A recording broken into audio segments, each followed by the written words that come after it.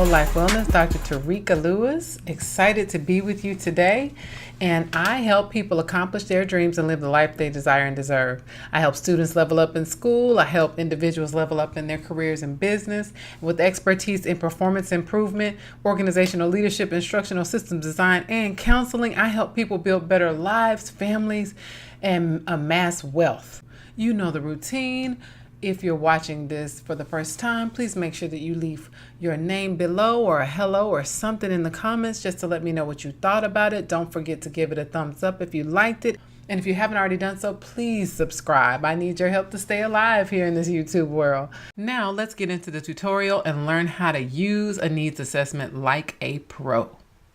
The first needs assessment model that we're going to look at is a table form needs assessment. So the reason we call it a needs assessment table, the reason I call it that is because I like to put all of the results into a table. Now, for some of you, you're going to like the other versions that I'm going to show you in a moment a little better, but this one works for me because of the organization of the data. It's just really easy to see. All right, so the first thing you're going to do is you're going to think about what you want. What's the desired state of being that you're trying to accomplish? What is the desired outcome? And so I put little guided questions on the screen, such as what would you like to be, do, have, or experience? And now don't shy away from it if you're not into Microsoft Excel or even Microsoft Office at all. If you don't like using Word, you can get templates just about anywhere. Most needs assessments are tailored to specific types of projects. I created these to use for my clients' specific needs. So, and you can get those from me as well. This is not a selling video. This is a tutorial designed to help you to use it. So you're welcome to create your own. You're welcome to get them from someone like me. You've got all kinds of means to contact me. That's how you found me here. As you can see, we have a simple table here. It's a needs assessment table, and I like table form because it's easier to see your results. It's easier to then think it through, analyze them, and make decisions based on them. There are a lot of goals that we could set. I'm going to use some of the most common ones that I hear all the time, and you could substitute any goal for these goals. But let's say the first one is to make more money.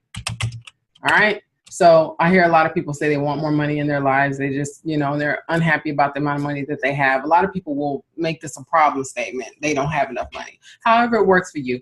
Again, you can either create your own or get help from somebody like me to create one that's tailor-made for whatever your goal type is, and they can walk you through the process. But either way, these are the questions you're going to be answering, and then you're going to use those answers to create an action plan. You're going to use that action plan to create the life experience you desire and deserve by accomplishing your goal, living your dream, fulfilling your purpose. All right, so let's say that the goal is the desired outcome is to make more money. That's what you want to have. That's what you want to do.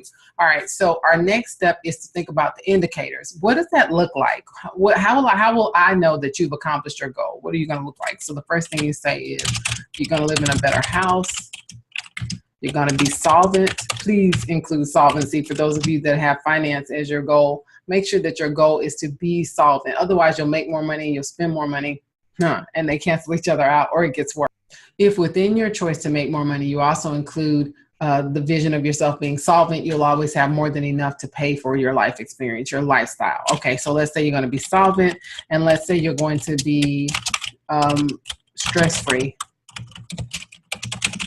when it comes to finance. All right, and we'll leave it there. All right, we won't put any more. You get the gist. You make this matter to you. All right, next step. What's the gap between your current and desired state? In other words, you want to make more money. What's going on right now? That means you're not making more money. So how would you describe your situation right now, your current situation in this area and other affected areas of your life? So currently not making enough to support family would be, something that would be a reason that the person comes to this goal decision. Therefore stressing, high stress in your life, maybe health issues that go unchecked because it's costly.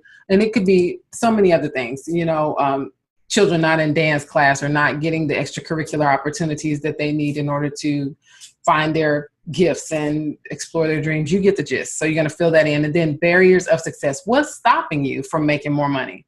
All right. So this really gets you to thinking and making it just simple and black and white, because sometimes you haven't thought to do this. You haven't thought to really evaluate what's keeping you from doing it so you can try to conquer it and overcome it. You just spend years, a lot of people just spend years in misery because they don't have what they want. So what are the barriers of success? Okay, so if you're not making more money, it might be that the field you're in doesn't pay as much as you would like to be paid. And let's go back and put a dollar amount, because if you don't, you haven't set a goal that you can measure. So you want to make, let's say you want to make $30,000 more per year.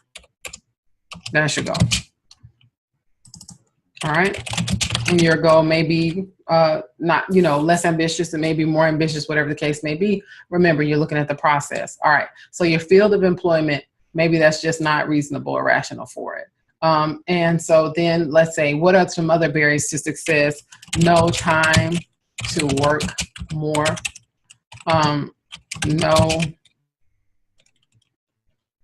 time, money for school or training. Maybe family obligations take up a lot of your time and availability. So maybe that's why you haven't gone to school or gotten certified or gotten another job or moved or whatever the case is. All right. And so then your requirements for success. What would you need to be to do to have? What would you need to do in order to make $30,000 more per year? And of course, the first step you're going to say is get a new job. Well, in order to get a new job, then what? You're going to say get degree, training, or certificate, right? Maybe you need to move because the cost of living is too high where you are, and it just kind of eats up your money even if you did make more, $30,000 more. So let's say you need to do all of those things. And let's see, find a sitter and maybe, let's see, I think that's enough, don't you? All right, and so then the last one is, what are your current strengths? So now we want to look at what you've already got going for you that could help you along the way. It just maybe hasn't all worked together. So maybe you are super smart. And I just misspelled smart. That's terrible. Maybe you have lots of experience in your particular field.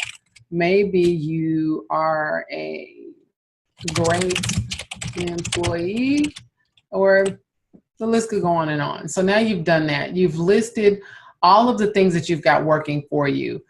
So you've gone through this process. You're starting to think about the problem differently. You're starting to think about your goals a little differently. And again, that's the purpose of the needs assessment. Is the first step is you really come up with what the problem is and really define it. And you come up with what you believe is the solution state. Then you start looking at everything in between, right? What's blocking you from the solution state? Where are you now in comparison to the solution state? Are you 5 weeks? Are you 5 weeks from it, or 5 years from it? Are you 5 inches from it, or 5 miles, right? That's a big difference. All right. So the next step after you've done that is you jump on down to begin to turn those gaps into need statements, and need statements into action items, and those action items into success. So what I'm going to do to make my life easier, let me see, 1, 2, 3, 1, 2, 3. Yep. The first 3 columns are the same. I'm going to just copy this stuff and jump right on down and paste it, if it will allow me to. And I just realized that it might not because of the layout of this table. Let's see. Oh, it does. All right. So life is good. So what do you need to be, do, have experience or experience in order to achieve your goal?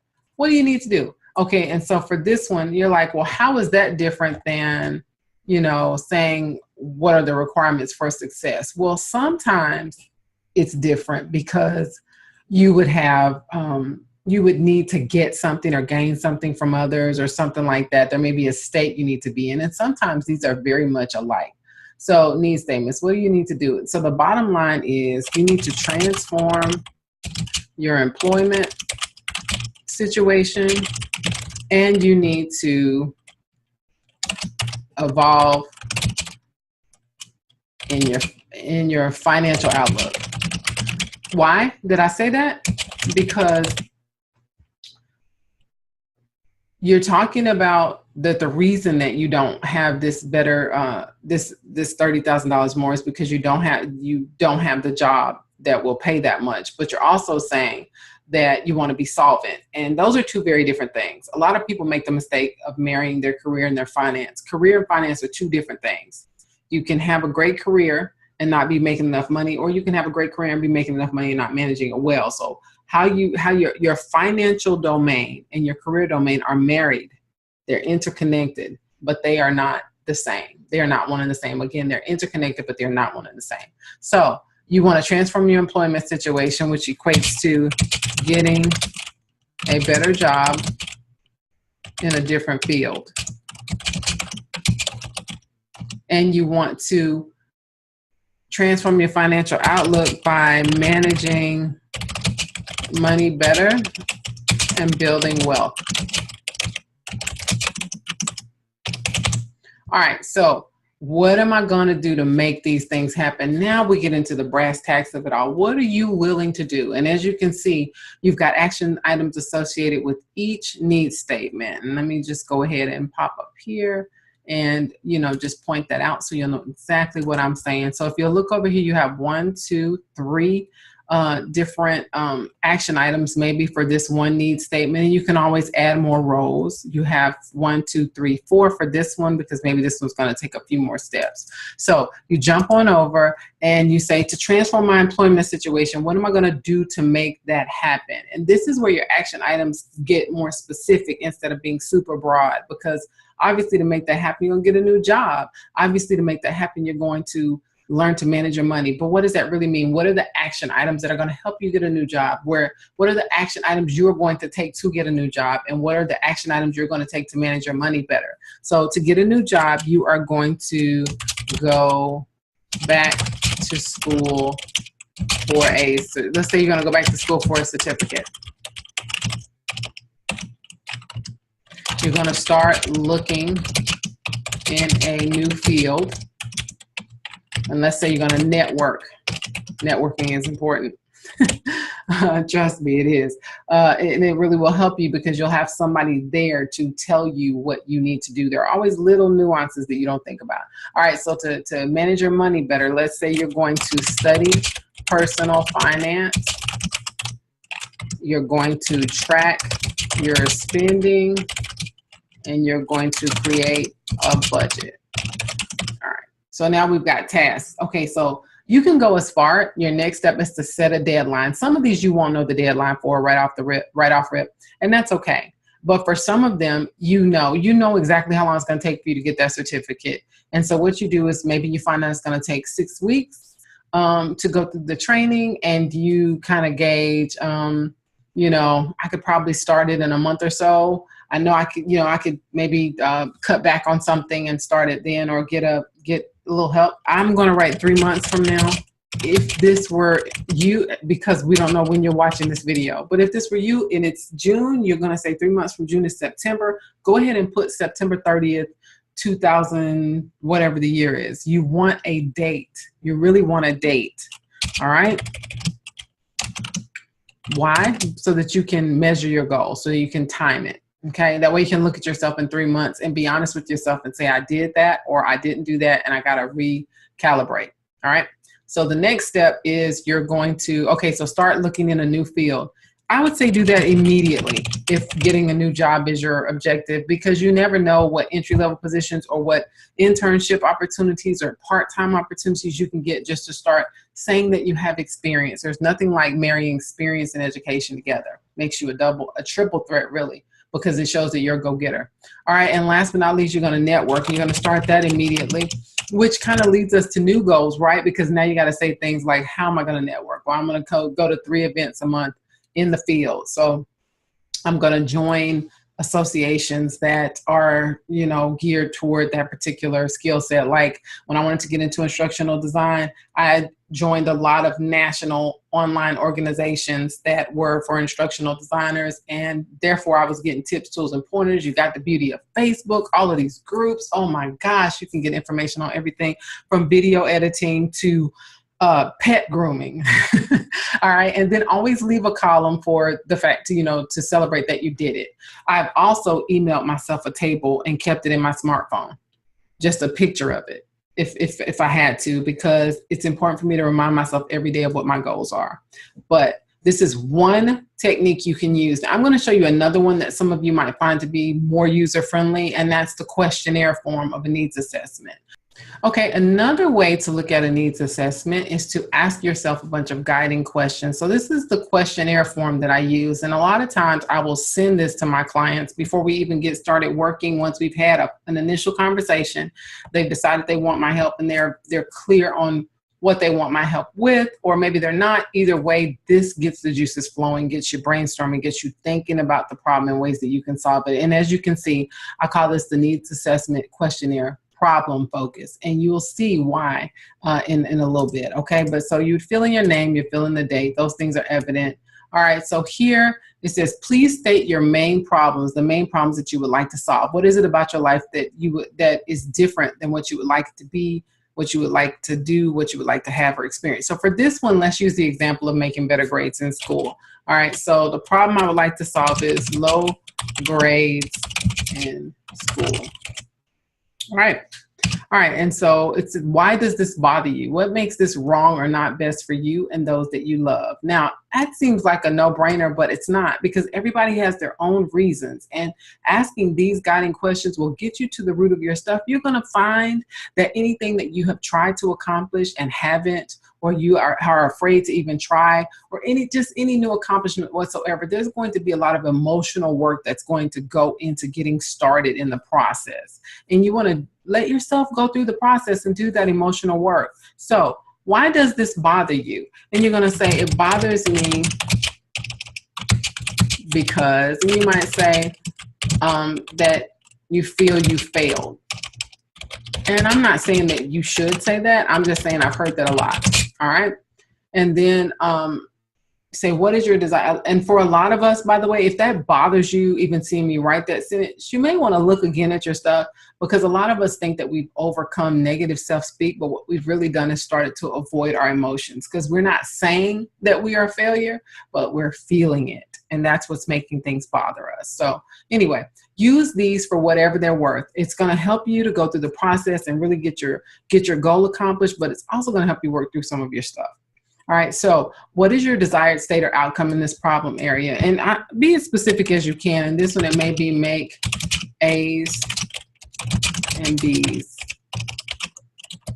And we'll leave it at that. Make A's and B's. And so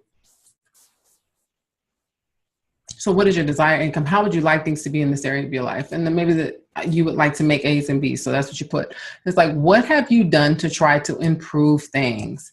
Okay, so this is where we get into, the different things that you've already tried. I've studied more. I have hired a tutor. I have avoided school altogether so I'd feel better. You may have done many things. Make sure that you put those and you're honest with yourself. Okay, what will it be like when your problem is solved? I will be happier. I will spend less time studying, let's say. I will have the grades I need to get into college. Really quantify what this means to you. What's it going to do for you? What's going to happen in your life? It's got to be something. You have to have a reason that you want to accomplish this thing. All right. And then we're going to jump down to, how are you or your life different than what you would like it to be? So here again, we're seeing the gap analysis question. You told me where you want to be. You've told me what the problem is. Now let's compare the two. Where are you in comparison? Are you 5 feet away or 5 miles away? All right. That matters. All right. And so how are you or your life different than what you would like it to be? Failing in school makes them unable to participate in sports. So that kind of just, maybe they didn't realize. Sometimes we go through life and we're upset about things and we don't even realize that the reason we're upset about it is because it's affecting something else so greatly. But you get the gist. And then what are the barriers to your success? No time to study. Let's say the person may even have a learning disability. And so that doesn't mean that we end right here, right? That means we have to come up with different interventions that are going to help this person to still improve their grades. All right, what needs to happen for you to achieve your goals? What has to happen to bridge the gap? And so that's where you're going to say, you're going to start brainstorming. What are the things that you think you need? What stands between you and the goal in terms of the steps that you're going to take? So you might say better study habits. Let's see what else. More time devoted to studies. And you get the gist, so on and so forth. Maybe hire a better tutor. Hire a better tutor. I was going to put better suited tutor, but better tutor works. And then what's already working for you. And this is just like the table, right? We list here what we already got going for us. What do you need to be, do, have, or experience to achieve your goals? So like, what do you actually have to do? Better study habits and all that stuff, that's what you're going to be or achieve when you do it. Okay, but what are you going to have to do for that to happen? You're going to have to learn to study better. You're going to have to devote more time. You're going to have to work with the tutor. And let's say that there are more things. And again, these seem like no-brainers, but most of the time, the problems that aggravate us, we've thought about them compartmentally. So we think about bits and pieces of these things, but we never really put it all together to look at it in a timeline and then say, okay, well, this equation adds up to such and such, and I can accomplish this by this date if I just take these steps. All right, what steps are you going to take to make this happen? These are going to be your action item statements. So you might really just copy and paste these things up in the what do you need to do section. You may copy and paste them right into the what steps are you going to take section.